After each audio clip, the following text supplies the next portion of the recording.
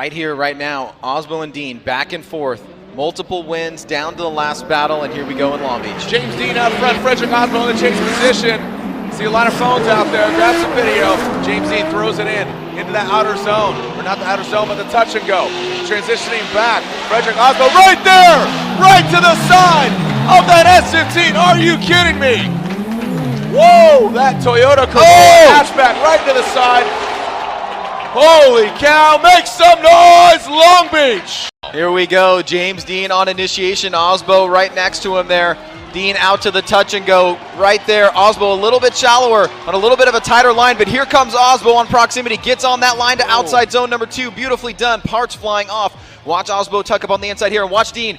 The front end washes out right after that last inside clip, and Aasbo is able to take advantage of it. Here it is from another angle. Watch the front end of Deane, just a little bit of a washout right there, and then you can see he does get back on it, but pushes out wide, and it allows Aasbo to stay right next to him through the finish line. Yeah, that was a window of opportunity, but how Fredric Aasbo just massaged his car to the side of James Deane that was a thing of perfection. Especially on outside zone 2. They were basically like this, with the butts of the cars up against the wall, pretty much on the exact same line. So incredible driving by James Deane and Fredric Aasbo. What we've come to see,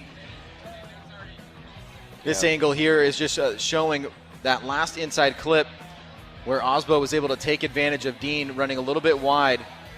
And from the clipping point camera, you can actually see it a little bit more dramatically. Deane's front wheel just has a slight little shift, and just that little gap right there gave Aasbo that opportunity. So every little inch counts when you have drivers that are this closely matched and that have gone back and forth for championships over the past 2 years. Yep. So who's going to be going against Forrest Wang? One of these gentlemen, Aasbo, now leads as James Deane in tow. Aasbo initiates.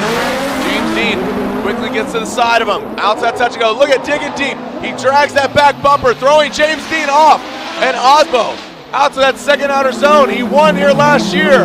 Is he going to do it again? One more clip for Aasbo and Deane. And unfortunately for Deane, he made that mistake, and Aasbo did not. Well, I think it's going to the transition from touch and go 1 to outside zone 1. Let's watch that carefully, because we did see something there that seemed fairly dramatic. Aasbo, a nice initiation. Deane on him like glue right here, but watch on the transition back around. It looks like Deane can't fully commit to that first outside zone. He's not able to get the transition back around.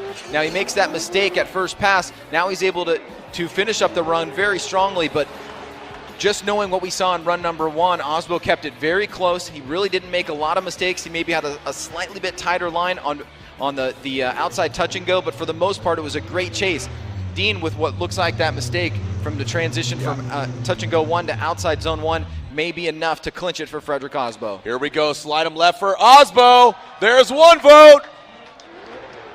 Or slide him right for Deane, and he says Fredric Aasbo gets the win, knocking out our defending champion in grade 8.